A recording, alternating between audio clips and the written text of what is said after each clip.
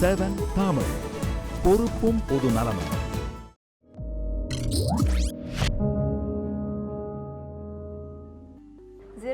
மீண்டும் வரவேற்கிறோம்.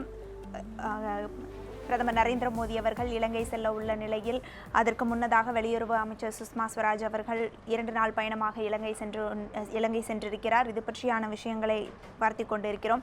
ஐயா, நீங்க குறிப்பிடும்போது இல்ல, அதற்கு முன்னாடி இந்த ஒரு விஷயத்தையும் சேர்த்து உங்களிடமிருந்து பதில் எதிர்பார்க்கிறேன். ஆபரேஷன் பூமாலை பத்தி சொன்னீங்க. அதற்கு 50 நாட்கள், சரியாக 50 நாட்களுக்கு பிறகுதான் இந்த 13வது சட்ட திருத்தமானது ஒப்பந்தமானது நடைபெற்றது. இந்த ஒப்பந்தத்திற்கு நிர்பந்தத்திற்கான ஒரு நடவடிக்கையாகவும் கருத முடியுமா? அதற்கான பதிலும் உங்களுடைய மறுப்பையும். அந்த மாதிரி பேசப்பட்டது, அந்த காலகட்டங்களில் அந்த மாதிரி பேசப்பட்டது. ஆனால் அதை சொல்ல வரல. நான் எதுக்கு அதை மென்ஷன் பண்ணேன்னு சொன்னால், தமிழர்களுக்காக, அங்கே இருக்கிற தமிழர்களுக்காக அவங்களுடைய உரிமைகள் மறுக்கப்படுகிறது என்பது அன்றைக்கு இந்தியா புரிந்து கொண்டு தான் இருந்தது. அது காங்கிரஸ் கவர்மெண்ட்டுங்கிறதுனால நான் நான் இன்னைக்கு எதிர்த்து பேச வேண்டிய அவசியம் இல்லை. ஆனால் அதே காங்கிரஸ் கவர்மெண்ட் தான் கடந்த காலத்திலே கூட இலங்கையில் அந்த உள்நாட்டு யுத்தம் நடப்பதற்கு காரணமாக இருந்ததுன்னு கோத்தபய ராஜபக்சே டெல்லியில் சொல்லிட்டு போனார். அதை நாங்களும் கூட எதிர்த்திருக்கிறோம். நான் என்ன சொல்ல வரேன், இப்போ மரியாதைக்குரிய சகோதரர் பேசும்பொழுது சொன்னார், ஏதாவது அமெரிக்காவுடைய ஒப்பந்தம் இருக்குது பார்த்தீங்களா, யுஎன்ஹெச்ஆர்சி ரெசல்யூஷனை டெஃபர் பண்ணியிருக்காங்க, 6 மாத காலம் பண்ணியிருக்கிறாங்க அப்படின்னு. I have my own doubt. ஏன்னா இன்றைக்கு அமெரிக்கா இதிலே திருப்பி மீண்டும் அதை எடுத்து வருமானது சந்தேகம் எனக்கு இருக்கிறது. அவர்களுக்கு எத்தனையோ விஷயங்கள் காரணங்களுக்காக அதை அப்போதுலேருந்து சொல்லியிருந்தாங்க. இப்போ யூஎனில் 6 மாதம் கழித்து வருது, அதில் கூட கடைசி சான்ஸு நீங்கள் அதுக்குள்ளே பண்ணிடணும் அப்படின்லாம் சொல்லியிருக்கிறாங்க. பட் நான் இது பிஜேபியோட கருத்தாக சொல்லலை, என்னுடைய கருத்து, என்னுடைய மை டவுட் இஸ் அது வருமானு எனக்கு தெரியல. காரணம் என்னென்ன, கடந்த காலங்களில் அந்த ஆட்சி மாற்றம் வரணும், சைனாக்கு அங்கே தளம் அமைத்து கொடுக்கறது ராஜபக்சேங்கிறதுனால அதை கவுண்டர் செய்யணுங்கிறதுக்காக தான் இந்த மாதிரி அமெரிக்கா நிலைப்பாட்டை எடுத்ததோ என்று எனக்கு ஒரு ஐயம். ஏன்னு சொன்னால் அமெரிக்கா ஹியூமன் ரைட்ஸை பற்றி பேசுவதற்கு அதுக்கு அருகதையே கிடையாது முதல்ல. அதனால் அது எல்லா இடத்துலையும், உலக நாடுகளில் எல்லா இடத்துலையும் பார்க்க முடியாது. அதனால் இன்றைக்கு பொறுத்த வரைக்கும் நான் என்ன சொல்ல வரேன், இன்றைக்கி பிரைம் மினிஸ்டர் மோடி போகிறாரு, சில விஷயங்கள் ஏற்கனவே சொன்ன சில விஷயங்கள் நடந்திருக்கிறது. இன்றைக்கி அந்த யுஎன் அந்த போர்ட்டில், கொலம்போ போர்ட் அதை பண்ணியிருக்கிறாங்க. சப்மெரைனை பற்றி அவர் பேசினார். சப்மெரைன் வித்ரா பண்ணணும், சப்மெரைன் இங்கே இருக்கக்கூடாதுன்னு சொல்லியிருக்கிறாங்க, டைரக்ஷன் கொடுத்துருக்காங்க.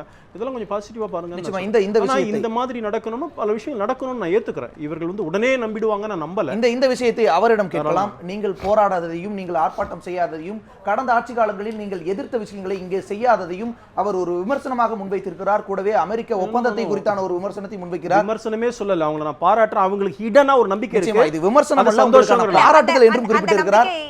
இருக்கிறதா சொல்றாரு, அதற்கு மறைமுகமான நம்பிக்கை இருக்கிறது. இன்று காலை திராவிடர் விடுதலை கழகம் இதை எதிர்த்து போராட்டம் நடத்தியிருக்கிறார்கள். அதைத்தான் சொல்ல வேண்டும். இரண்டாவது, ஐநாவினுடைய மனித உரிமை கமிஷனிலே இதை பற்றியான விவாதங்கள் நடக்கும்போது தமிழர்கள் அது சார்பான வேலைகளில் இறங்கி கொண்டு வேலை நடத்தி கொண்டிருக்கும் பொழுது இந்தியாவினுடைய இந்த பயணம் என்பது எங்களுடைய பணிகளை திசை திருப்புவதாக இருக்கின்ற காரணத்தினால் நாங்கள் இதிலிருந்து ஒதுங்கி நின்று எங்கள் வேலை நகர்த்த ஆரம்பித்திருக்கின்றோம். இரண்டாவதாக நான் பேச வேண்டும் என்றால், அவர் சொன்ன பல்வேறு தகவல்களை நான் மறுக்க வேண்டிய இடத்திலே நான் இருக்கின்றேன். ஏனென்றால் அங்கே இருக்கக்கூடிய பல குழுக்களை தமிழீழ தேசிய தலைவர் பிரபாகரன் அவர்கள் கொண்டாருன்னு சொல்லி ஒரு குற்றச்சாட்டு வைச்சார். நான் இதை என்னுடைய ஆவணத்திலிருந்து மறுக்கவில்லை. இந்தியாவினுடைய அமைதிப்படையை தலைமை தாங்கி நடத்தி சென்ற ஹர்கிராத் சிங், மேஜர் ஜெனரல் ஹர்கிராத் சிங், இந்தியர், அவர் புத்தகம் எழுதியிருக்கார். அதில் விடுதலை புலிகள் தங்கள் ஆயுதங்களை இந்திய ராணுவத்திடம் ஒப்படைத்துக் கொண்டிருந்த பொழுது இந்தியாவினுடைய உளவுத்துறையும் வெளியுறவுத்துறையும் மற்ற குழுக்களுக்கு ஆயுதங்களை கொடுத்து விடுதலை புலிகளை கொலை செய்வதற்கான உதவிகளை செய்தார்கள். அவங்களே சொன்ன விஷயம். இதனால தான் அவர்கள் அந்த போர் மூண்டதுக்கான சூழல் ஏற்பட்டது. இரண்டாவது, திலீபன் உண்ணாவிரதம் இருந்த பொழுது ஜேஎன் தீட்சித்தை சென்று சந்திக்க வேண்டும் என்று வலியுறுத்தினேன். இந்திய அரசாங்கம் மறுத்தது. மூன்றாவது, தலைவர் பிரபாகரனையும் மாத்தையாவையும் அமைதிக்காக வெள்ளைக்கொடியின் கீழ் வரும்பொழுது சுட்டு கொலை செய்துவிட வேண்டும் என்று ராஜீவ்காந்தி சொன்னதாக ஜெயந்த் தீக்ஷித் சொன்னதாக சொன்னார். நான்காவதாக, அங்கே ஆட்சி நடத்திய வடக்கு கிழக்கும் இணைத்து ஆட்சி நடத்திய இபிஆர்எல்எஃப்ல இருந்த கூடிய புஷ்பராஜா என்பவர் எழுதிய ஆவணம் என்பது பிளாட் என்கின்ற இயக்கத்தினுடைய தலைவர் உமா மகேஸ்வரன் கொழும்புவிலே குண்டு வைக்க வேண்டும் என்று இந்திய உளவுத்துறை கேட்டதை மறுத்த காரணத்தினால் கொலை செய்யப்பட்டார் என்று அவர் எழுதியிருக்காரு. இதையெல்லாம் பார்த்துவிட்டு தான் இதில் நீங்கள் பேச வேண்டிய கட்டாயம் இருக்கிறது. பொத்தாம்பதுவாக பேசுவதை நாங்கள் ஏற்றுக்கொள்ள முடியாது. இதெல்லாம் இந்தியாவில் நான் சொல்லுகிறேன், சொன்ன விஷயங்களுக்கு பதில் சொல்ல வேண்டிய கட்டாயங்கள் இருக்கின்றன. இதைத்தான் நம்ம அதனுடைய பின்னணியில் இருந்து பார்க்க வேண்டியது இருக்கிறது. வடக்கு கிழக்கை இணைத்து அங்கே வரதராஜ பெருமாள் முதலமைச்சர் ஆக்கப்பட்ட பிறகும் கூட அங்கே எதையும் நடைமுறைப்படுத்த முடியவில்லை. ஒன்றை புரிந்து கொள்ள வேண்டும், அப்பொழுது 1 லட்சம் இந்திய படை, ராணுவ படை வடக்கு கிழக்கில் நிலை கொண்டிருந்தது. இந்திய ராணுவத்தை அங்கே வைத்தே இலங்கையை நீங்கள் வேலைக்கு வாங்க முடியவில்லை. இலங்கையை நீங்கள் ஏற்றுக்க முடியல. இலங்கை அதுக்காக அவங்க சொல்றதெல்லாம் கேட்கல. உங்களுடைய கட்டுப்பாடு இலங்கை என்றுமே இருந்தது கிடையாது. நீங்கள் 1 லட்சம் படை அங்கே போய் வச்சாலுமே ஏற்றுக்காத நிலையில். ஆக எந்த அடிப்படையில் நாங்கள் இப்போ நம்புவது என்பது மிக முக்கியமான கேள்வியாக இருக்கிறது. நிச்சயமா. ஆக அதே சமயத்துல நாங்க கேட்பது என்னன்னா, இன்னைக்கு UNHRC-யை பொறுத்த வரைக்கும் அமெரிக்கா கொண்டு வரதுக்கு யோக்கியது இல்லை என்பது உண்மை. நாங்க அமெரிக்க தூதரகத்தை முற்றுகையிட்டு போராட்டம் நடத்த இருக்கின்றோம் வருகின்ற 14ஆம் தேதி. அதே சமயத்தில் நான் சொல்ல விரும்புவது என்னவென்றால், இந்தியாவிற்கும் இதே பிரச்சனை இருக்கிறது. இந்தியாவும் அப்படியான ஒரு நேர்மையற்ற ஒரு இனப்படுகொலை செய்யக்கூடியவர்களை முதலமைச்சர்கள் பிரதம மந்திரிகளாக வைத்திருக்கக்கூடிய அரசாக இருக்கிறது. இதெல்லாம் தவறு. நீங்க வந்து இதை இன்னும் கேட்டா நீங்க பிரதமர் நேரடியா சொல்லுங்க, ரெக்கார்ட் ஆகட்டும். You should prove it. அதாவதுங்க, நீதிமன்றத்துல எங்க தண்டனை செய்யப்பட்டிருக்கிறது? உங்களுக்கு இதே மாதிரி பேசிக் கொண்டிருங்கள். தமிழர்களுக்கு நல்லதே நடக்காம பார்த்து கொண்டிருக்கிற இயக்கங்கள் இது போன்ற இயக்கங்கள். இந்த மாதிரி பிரிவினை பேசுகின்ற இந்தியா வேற மாதிரி. நீங்க எந்த நாட்டுடைய பிரதமர் புகழுக்கு களங்கம் ஏற்படுவதற்கு உங்களுக்கு எந்த பிரிவினை பேசுவதற்கான இந்த விஷயங்கள் இது LTT இந்த நாட்டுல பேண்ட் ஆர்கனைசேஷன். அதுக்கு ஒரு தலைவர், அதுக்கு பிரபாகர், இந்த நாட்டுடைய முன்னாள் பிரதமர் ராஜீவ் காந்தி கொன்ற ஒரு இயக்கத்துடைய தலைவரை போற்றி பாதுகாக்கின்றவர் நாட்டுடைய பிரதமரை விமர்சனம் தரக்குறையாக விமர்சனம் ஏற்றுக்கொள்ள முடியாது. நிறைவான ஒரு கருத்தையும் பதிவு செய்ய இருக்கிறோம். ஐயா ராமகிருஷ்ணன் ஐயா, இப்போ இறுதி பகுதிக்கு வந்துட்டோம். உங்க பதில சுருக்கமா கொடுங்க. இந்த சூழ்நிலையில இப்போ பிரதமர் செல்ல இருக்கிறார், வெளியுறவு அமைச்சர் சென்று இருக்கிறார். என்ன மாதிரியான விஷயங்கள் இறுதியாக சுருக்கமாக தமிழர் நலனுக்கான விஷயங்களை முன்னெடுப்பது அவசியம் அப்படின்னு நினைக்கிறீங்க? சுருக்கமா பதிவு செய்யுங்க.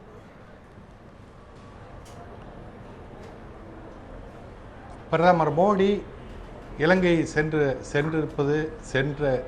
செல்லக்கூடிய நிலையில அவர் முதலாவதாக செய்ய வேண்டியது பாதிக்கப்பட்ட தமிழர்களை நேரில் சந்திக்க வேண்டும்.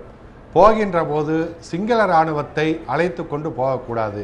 சிங்கள இராணுவம் இல்லாமல் மோடி தமிழ் மக்களை சந்திக்க வேண்டும். அதோடு மட்டுமல்லாமல் புள்ளி விவரப்படி 2076 கோயில்கள், இந்து கோயில்கள் மீது சிங்கள விமானங்கள் குண்டுவீசி அளித்திருக்கின்றது. அந்த கோயில்களையும் மோடி பார்த்து வர வேண்டும்.